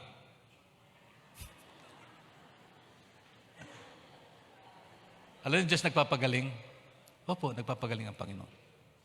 Sa totoo lang, may pagkakataon, hindi ko na maiangat yung pa ako. Yeah. Pero ngayon ay bababa ko pa. Hallelujah. Praise God. Praise God. Ako po'y malapit na mag-70. Hindi niyo maniwala. Malapit na mag-70. Di enjoy life. Life begins at 80 daw eh. Di enjoy life. Di ba? Ganun lang naman po yun eh. Hallelujah. Praise God. So, eto po. Naranasan kong makinig sa mga taong lumuluha. At madama yung bigat na kailang problema dala-dala. Hindi ko ganun kadali. Pero sabi ng cast all your cares upon me for God cares for us. Bakit ko papasan ibibigay ko sa Lord. Pagpipray kita, sasamahan kita sa panalangin. Ito po yung burden ng isang lingkod ng Panginoon, isang pastor, yung bang makikisimpatya ka sa problema ng iba, makikisimpatay ka sa lungkot ng iba. Pag nakakadama kami ng may pagluluksa, umiiyak. Bagamat nalulungkot. Pero gayon pa man, salamat pa rin sapagkat may pag-asa sa kabilang buhay dahil kay Kristo.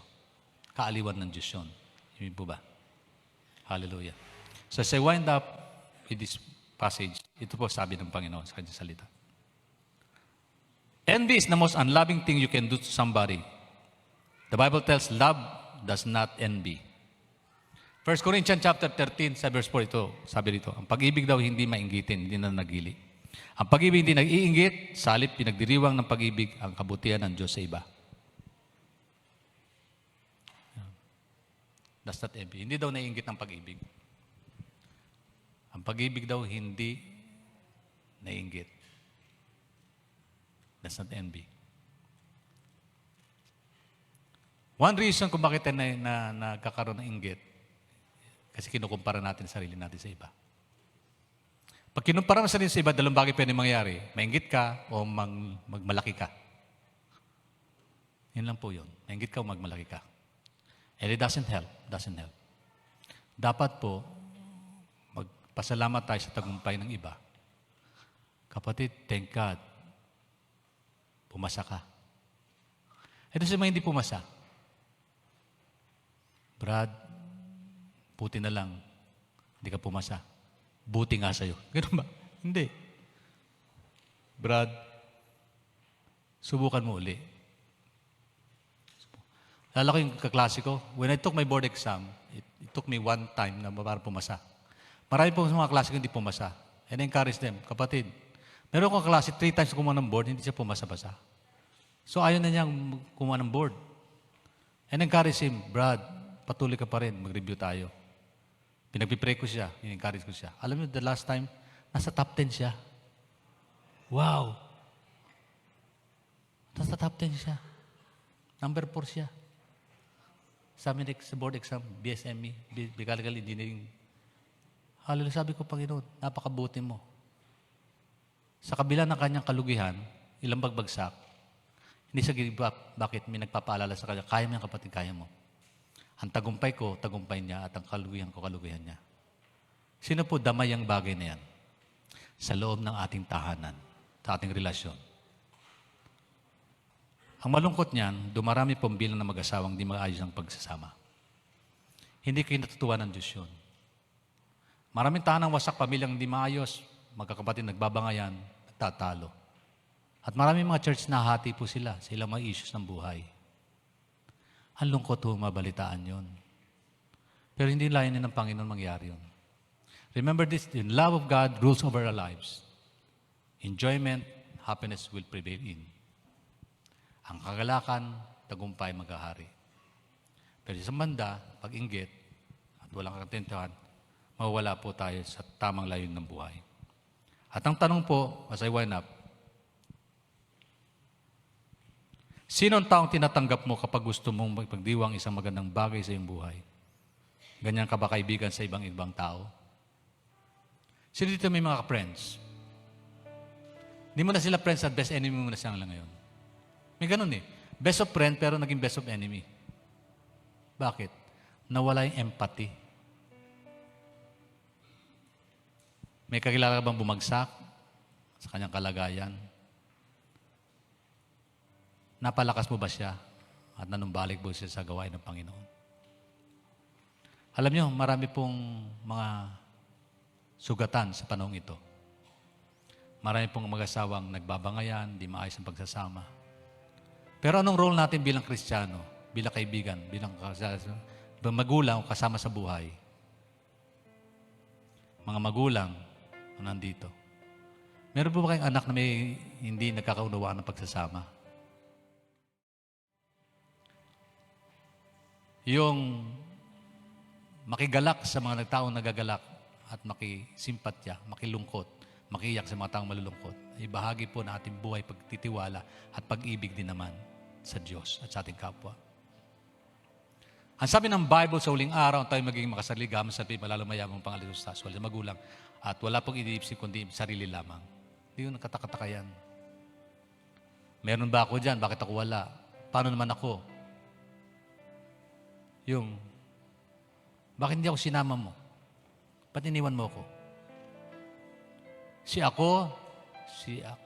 I, me, mine, ay laging lingwahe ng maraming tao yan. Pero inisip po ba natin kapakanan at kapangailangan nating kapwa, yung bigatin nila dala-dala? Sa pagkatong ito, ang church po ay tinawag ng Panginoon upang maging bahagi po ng buhay ng isa't isa. Makilungkot sa mga may kalungkutan.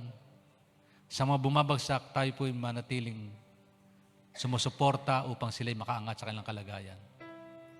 Sa mga umiiyak sa bigat ng problema, salamat po, may kapatid ka sa pananampalataya na pwedeng makisimpatya, makiempati sa iyo at abutin ka sa iyong kalagayan.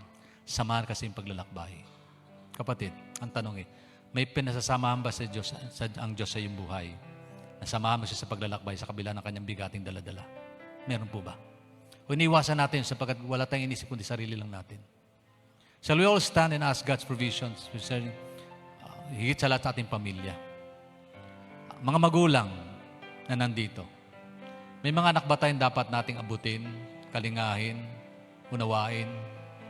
Mga anak, may mga mahal ba sa buhay, mga kapatid, mga magulang, na dapat nating unawain, abutin, at makipasan sa kanilang kalagayan. At kung may inggit kang nag-aari sa iyong puso, ask God, Lord, alisin mo po ito. Huwag mo hayaan, Panginoon, kontrolin ako ng bagay na ito, kundi ako'y palayain mo sa tanikala ng bagay nito sa aking buhay. At kung yan ang layunin mo, hingilin mo sa Panginoon ngayong gabi, ngayong umaga. Sino ba may pangailangan, alam nyo ng usap ang Panginoon sa pamagitan ng mensaheng ito, just come and we will pray. And I would like to empathize with you. Gusto ko pong ipadalangin po kayo. Makipasan sa inyong pinapasan. Makilungkot sa inyong kalungkutan. Manalangin sa inyong mga dalangin. Makiiyak sa inyong pagtangis. At ilingin sa Panginoon kalakasan mula sa Diyos. At kayo po kapatid, ilingin sa Panginoon maging daluin tayo ng pagpapala para sa ating mga mahal sa buhay. Meron man po, sige Kaskam, sabihin niyo, Pastor, meron pong problema sa aking anak, sa pamilya, sa aking kapatid. Tulungan mo ako, Panginoon, na mabigyan po ng pansin ito. Huwag po kayong malungkot. May tugon po ang Diyos. Sige po. Those who have burdens in life, and you want to pray for your mother, your loved ones, your family, to be considerate, to rejoice to those who rejoice, and to mourn to those who mourn, just come and we'll ask God's directions and provisions. Huwag po kayo mayang lumapit. Meron pong tugon ng Diyos, kapatid. Subukan mo ang Panginoon. Ang sabi mo ng Bible, love is not envious, but love is kind. Love hopes. Umaasa po ang pag-ibig. At nananatiling magpakailanman ang pag-ibig ng Diyos. Bakit hindi natin dalangin sa Panginoon? Lord, tulungan mo po ang aming pamilya, aming relationship sa isa't isa. Pagtibayin mo po ito, Ama, sa pangalan ni Jesus. Hallelujah.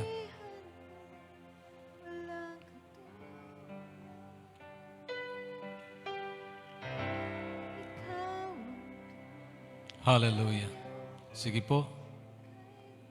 Tayo pong lahat ay dumulog sa Panginoon. Manalangin po tayo sa ating pangailangan. Kapatid, hindi ka nag-iisa sa iyong pinapasan.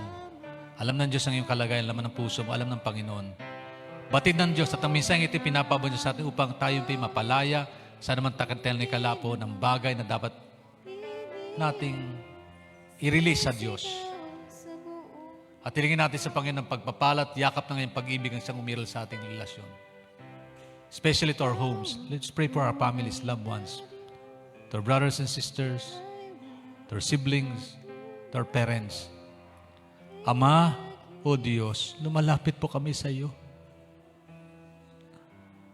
Lord, nakikipasan po kami sa pasanin ng lahat, O Diyos. God, we pray, we weep for those who weep. We mourn, O those who are mourning, O God, right now, in Jesus' name. Panginoon, hayaan mo po, Panginoon, dalhin ko sa iyo ang mga bigating dala-dala ng bawat isa, O Diyos, sa pagkakataong ito. Lalong-lalo na po sa problemang pangtahanan, O God. Sa relasyon ng mga magkakapatid, O Diyos, Lord, dalahin ko po, Panginoon, magmiral pong pag-ibig mo. Pag-ibig na meron pong pag-unawa, pag-ibig na meron pagmamalasakit, pag-ibig na meron pong pagkalinga. Pag-unawa, Panginoon, sa mga bagay na dumarating sa aming buhay, lalo na po sa mga pagkukulang at pagkakamali. Inamin po namin, Lord, hindi kami perpekto. May mga bagay po sa aming buhay na hindi ganap, O Diyos. Kami po isang makasalanan. And by your grace, Lord, we are saved, O Lord. By your grace, sa pamagitan ng habag, Panginoon, kung bakit kami naging makatwiran sa iyong harapan, O Diyos. Lumalapit po kami, Panginoon, sa iyong presensya, O God. We pray for your provision, guidance, and leading. We pray for loving embrace, O God. Lord, forgive us from all of our shortcomings, O Lord, in Jesus' name. Lord, dalangin ko po, Panginoon, patawarin mo kami sa aming pagkukulang, O Diyos, kung ano man ito. Sa aming pong pagpapalakas, O Diyos, sa aming kapwa, Lord, kung kami po hindi naging dahilan upang mapalakas ang aming kapwa at inggit ang umiiral sa amin, Lord, forgive us, O God, for being envious. O in the name of Jesus, for being jealous, O Lord, to the success of other people, O Lord, we pray. Let your love flow upon our lives, O God. Let your empathy, Lord God, rules over our heart and mind. In Jesus' name, Lord, we pray for your provisions, for loving care, O God. Dalangin ko po, Panginoon. Abutin mo po ang pangailangan ng aking kapatid, Lord. Ang kanyang pagluha, Panginoon. Pawiin mo po ito, Diyos. O God, yung bigat ng kanyang suliraning dala-dala, O God, we pray for them. We pray for unload the burdens that they have, O God, in Jesus' name, Lord God. In the name of Jesus, O Lord, patuloy mong kalakasin. Lord, bigyan mo ng kalakasan, Panginoon, O God, ng kapatid namin ito, Lord. Tulungan mo siya, Panginoon, magtagumpay, O God, in Jesus' name, O Lord. I pray. O God, in the name of Jesus, Lord, unload the burdens that my sister had, O God, in the name of Jesus. In Jesus' name, Lord, we pray for your provisions, guidance, and leading be upon her. In Jesus' name, Lord, hallelujah. Unload everything, O God. Lord, nagkipasan po kami, Panginoon, sa kanyang pinapasan, O Diyos. Nakikidalangin po kami sa kanyang mga dalangin, O God. Sa bawat isa na nandito, O Diyos, sa pangalan ng Jesus, our Lord. God, we pray for your provisions. We pray for your guidance. We pray for your provisions and guidance and embrace. Your loving embrace upon our brothers and sisters, Lord. Hallelujah. Patuloy tayo langin, mga kapatid. Lalo-lalo, ipag-pray po natin ating mga mahal sa buhay. Ingatan, gabayan tayo ng Diyos at maging kalakasan po tayo para sa kanila. Hallelujah. Lord, forgive us if we are not, Lord, doing our job, O God, being encouraging to people who need encouragement, Lord. We pray, Lord God, for your forgiveness, O God. Dalangin ko po, pagpapala mo, Panginoon, sa bawat isa, Lord. Unload their burdens, O God. We pray for your provisions, guidance, blessing, Lord. Embrace mo sila, Panginoon, ng pag-ibig mo po, Panginoon. Lord, yakap na yung pagmamahal, O God. Let your provision, let the Spirit, Lord, pose upon them. In the name of Jesus. Hallelujah, hallelujah. Lord, dalangin ko, Panginoon. Bigyan mo ng kaluwagan, Panginoon, ang kalagayan namin, mga kapatid na ito, O Diyos. God, in Jesus' name. Hallelujah. We pray for them. We pray for healing. Mga may karamdaman, O Diyos, kalakasan po at kagalingan, Ama, sa pangalan ni Jesus. Amin pong hinihiling, Ama. Lord, hallelujah. Ano man ang kailang nararamdaman, Panginoon, O Diyos. Ipadama mo sa amin, Panginoon, yung burdens nila, O God, upang aming patuloy ni dalangin. Iyak sa iyo, O Diyos. Hallelujah. In Jesus' name, O God. We pray for your provisions. We pray for your healing power, Lord, upon my brothers. In Jesus' name, O God. Ama. Alam mo po ang bigat yung dala-dala niya. Alam mo ang problema, Panginoon, ng pamilyang ito. Lord, we pray for your provision, guidance, and leading upon them. In Jesus' name, O God. In the name of Jesus, O Lord. Hallelujah. We pray for your provision. We pray for your promises, O God. To be seen, O God, in their lives, O God. To be real in their lives, O God. Manifest it in Jesus' name, Lord. Ipakayag mo po, Panginoon, yung kadakilaan at pag-ibig mo po, Panginoon, sa bawat isa sa amin, Lord. We pray. Unload the burdens, O God. Unload the burdens, O Lord. Even to these young people, O Lord. Unload the burdens, O God. Dalayan ko po, Panginoon. Pagtibay mo relasyon po ng mga asawa, ng mga magkakapatid, ng babagulang sa anak, O God. In Jesus' name, Lord. Aliwin mo po, Panginoon, bawat isa sa amin, Lord. Kaaliwan mo po, O Diyos. In Jesus' name, let it comfort, O God, be upon my brother's life. In Jesus' name, Lord. Salamat po, Panginoon. Oh, hallelujah, hallelujah, hallelujah. Make use of his life as a channel of your blessing, Father God. In Jesus' name, Lord, unload mo po, Panginoon, yung bigatin niya. Pawiin mo po pa ang kalungkutan. Balitan mo ng kagalakan, O Diyos, sa pangalan ni Jesus. Make use of his life as a channel of your blessing, O God. In Jesus' name, Lord, hallelujah. Lord, we pray for your provisions. We pray for your guidance. We pray for your blessing, O God. Blessing upon blessing, O God, be poured out upon the lives of these people, O Lord. I pray, Father God, unload the burdens. Unload our burdens, O God, in Jesus' name, Lord. In Jesus' name. Ama, Panginoon. Lord, nakikipasan po kami sa kanilang suliranin. Nakikiyak po kami sa kanilang panalangin, O Diyos. Lord, dinadalangin po namin kalakasan mo po, O Diyos, sa kanyang buhay. Lord God, make use of our life as a channel of your blessing upon our homes, upon our lives of the people whom He cared about, O God, she cared about, Lord. Salamat po, O Diyos. Abutin mo siya, O Diyos. Pagpalain mo ang kanyang buhay. Gamitin mo, Lord, kalakasan po sa kanyang mga anak, mga mahal sa buhay, sa pangalan ni Jesus, O Lord, sa kanyang pong pamilya. We pray for your provisions and guidance upon my sister, Lord. Dalayan ko, Lord, pagpapalam at biyaya, O Diyos, sa pangalan ni Jesus. Lord, I pray, Lord, unload the burden si Nanay, Panginoon. Palakasin mo siya, O Diyos. In Jesus' name, Lord, ano man dahilan niya paglapit sa altar na ito. Panginoon, bigyan mo katugunan sa pangalan ni Jesus. Lord, by your name, Lord, there is answer to our problems. There are answer to our needs, O God. We believe, Lord, that you will go in to take care of her. In Jesus' name, salamat po, O Diyos. Take care of her, Lord God. Unload the burdens that He has in Jesus' name. Salamat po, Diyos. Oh God, Father God, we pray for your provisions, guidance, and leading be upon them. In Jesus' name, Lord, I pray, Lord God, hallelujah, unload the burdens my sister had. In Jesus' name, Lord, hallelujah. In Jesus' name, Lord, we pray, Lord, embrace her. Yakapin mo siya ng presence, oh God. Oh, in Jesus' name, hallelujah, hallelujah, hallelujah, hallelujah.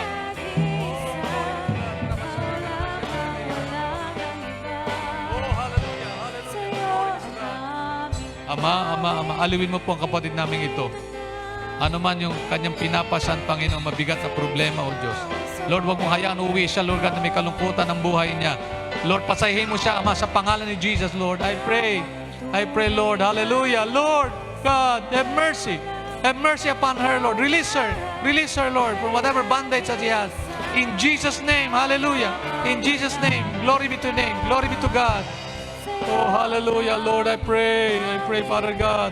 Lord, I pray for my brother's life, oh God. Ano man ang kalagayan, pangailangan, oh Diyos. Niling ko po, Panginoon, Ama, Tatay sa langit, Lord. Yakapin mo siya, Panginoon, in presence, oh God. Bigyan mo katugon ng kanyang dalangin, oh Diyos. In Jesus' name, Lord. Salamat po, oh Diyos. Hallelujah. Lord, I pray, Lord, for your comfort, loving touch be upon my sister's life. Lord, anumang kalungkutan, anumang bandage, oh God, na maalipin sa kanyang puso, oh Diyos. Lord, give her contentment. Make satisfaction be a part of her life in Jesus' name, Lord. Embrace her with your presence, O God. Ayusin mo po ang buhay, pangitakbo ng kanyang pangarap, Panginoon, sa kanyang buhay, Lord. We pray for your provision, guidance, and leading. Unload it to, Lord, in Jesus' name. Salamat po, O God, in Jesus' name. Lord, I pray for this young man, O God. Alam ko ang dahilan ng kanyang paglapit, O Diyos, sa altar. Lord, I pray for your provision, guidance, and corrections be upon him in Jesus' name. Lord, make use of her life as his life, Lord, as a channel of blessing to other people, especially, Lord God, to young ones, oh God. O dalangin ko po, Panginoon, yung kanyang mga friends, oh God, make use of his life as a channel lighting to them, a light to them, oh God. May your name be glorified upon her lives in Jesus' name. In Jesus' name, salamat po, Panginoon. Jesus. Lord, I pray, Lord God, unload mo po ang burdens ng kapatid namin ito. Alam mo po ang plano mo at kalooban para sa kanya, O Diyos. Hinihiling ko po, Ama, kalakasan po, tagumpay, in Jesus' name. Bless mo po ang relasyon ng mag-asawang ito, Lord. In Jesus' name we pray. Oh God, yung provision mo po, Panginoon, understanding, care, and hope be upon them. Lead them, Lord God. Rule over their lives, oh God. Rule over their families and even their decisions, oh God. Make it right, oh God. Always, Lord. Always, God. May they choose what is right, oh God. May their life be meaningful, Lord, and the rest of their lives, oh God, be meaningful to your holy, precious name. Salamat po, oh Diyos. In the name of Jesus. Lord, I pray for this young man. Alam mo po, Panginoon, pangailangan niya at problema ng dala-dala, Lord. I pray for your provisions. Lord, yung loving care, Lord God, mag-rule sa kanyang puso, God. Lord, allow him, oh Lord, to understand your message tonight that he heard about. Lord, I pray, Lord God, your provisions, guidance, and leading and blessing be upon him. In Jesus' name, Lord. Salamat po, Diyos. Hallelujah. We pray for your provisions, guidance, and leading. Hallelujah. Thank you, Lord God. Thank you, Jesus. Lord, we pray. Hallelujah. Purihin po natin, patuloy tayo manalangin sa Diyos, especially to our homes, loved ones, and friends. Panginoon, dalangin po namin special po sa aming mga kaibigan, kasama sa buhay. Mga kasama po, mga tao po inilapit mo sa aming pong buhay. Lord, I pray, papagtagumpay mo po sila. Ano man pong larungin ng Panginoong paglilingkod, larangan po ng kanilang pagtrabaho, negosyo, ano man pong buhay ito, pag-aaral po, we pray for the success of these people. We pray for the success of our children, O God, in their study. We pray for the success of our people, O Lord, in their works, O God, in Jesus' name. We pray for the success of every family, relationship nila. Pagtibay mo po, Panginoon, buhay ng mag-asawa. Lord, tinatas ko po sa iyo, Panginoon, all the couples who are here, all the married people who are here, Lord God, anumang pigalot, problema ang kanilang hinaharap sa kanilang pamilya. Lord, we pray for your provision, guidance, and leading be upon them. Lord, embrace them, empower them, Lord God, in Jesus' name. Lord, unite our homes, O God. Make use of our homes as a channel of your blessing, O God. Make it light of the world and salt of the earth, O God, wherein we can testify truly indeed that you are the rulers and the king of our families, O God. Tunay po, Panginoon, ikaw po ang nagmamayari ng aming pamilya. Tulungan mo kami magtagumpay sa aming responsibility. To all our parents who are right now, who are here, dalangin ko, Lord, pagpapala mo sa bawat tahanan, bawat pamilya, bawat magulang nandito, Lord. Aming pong responsibility, magampanan po namin. Aming tungkulin ang aming pong mabigyan ng karangalan, O Diyos, ng dakilang pangalan, Panginoon, sa buhay ng bawat isa. Salamat po ng marami, Lord. All the glory and honor belongs to you, and we praise your name, Father God. In Jesus' name, salamat po, Panginoon. Purihin natin ang Diyos, pasalamatan natin ang Panginoon. Hallelujah, hallelujah, hallelujah, hallelujah. Ikaw ang tunay na Diyos, Ika'y walang katulad, Ika'y nag-iisa, ikaw lamang, wala nang iba. Sa'yo ang aming awit, dinggin ang aming tinig, isisigaw sa buong mundo. Ikaw ang tunay na Diyos, ika'y walang katulad, ika'y nag-isa, ikaw lamang, wala nang iba. Sa'yo ang aming awit, dinggin ang aming tinig, isisigaw sa buong mundo.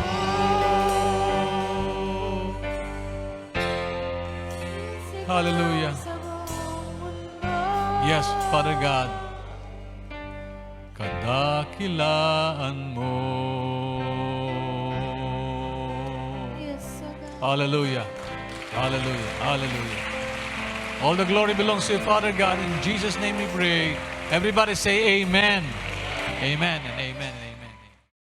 Oh, hallelujah, hallelujah. Patuloy ka namin pinasasalamatan, tinataas, O Diyos, sa aming buhay.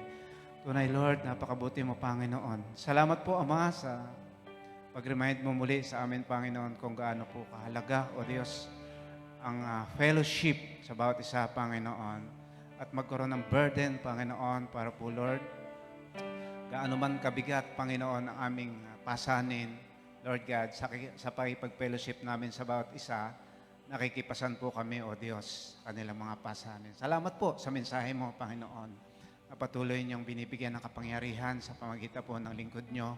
Salamat sa kalakasan niya, Panginoon, na patuloy niyong nire-renew, Panginoon, ang kanyang kalakasan. Binabalik niyo po, Panginoon, anumang nawalang kalakasan sa inyong lingkod, sa aming pastor, Panginoon. Salamat po, Ama, sa bawat kaluluwang narito. Niloob niyo, Panginoon, na unahin kayo sa araw na ito. Pasayan, Panginoon, magkaroon kami ng pagpapala, Panginoon, nagmumula sa inyo sa pamagitan po ng inyong mga salita na patuloy niyong binibigyan ng kapangyarihan sa pamagitan po ng inyong lingkod. Salamat din sa mga magulang, Panginoon, na narito para alalayan ang kanilang mga anak, Panginoon, na mag-graduate, Panginoon, sa grade 6, Panginoon, Lord God. Patuloy kang manguna, Panginoon, sa kanilang mga buhay bilang magulang ng mga anak na ito. Lord, maging kabahagi din kami, Panginoon, sa pagpasan, Panginoon, anumang kabigatan nila, Panginoon, sa pamamagitan po ng panalangin. Salamat po, Ama, sa bawat lingkod mo na inyong ginamit sa mga kaluluwa, Panginoon, na naging instrumento para po, Lord, matupad, Panginoon, mangyari, Panginoon, ang inyong kalooban sa araw na ito, Panginoon.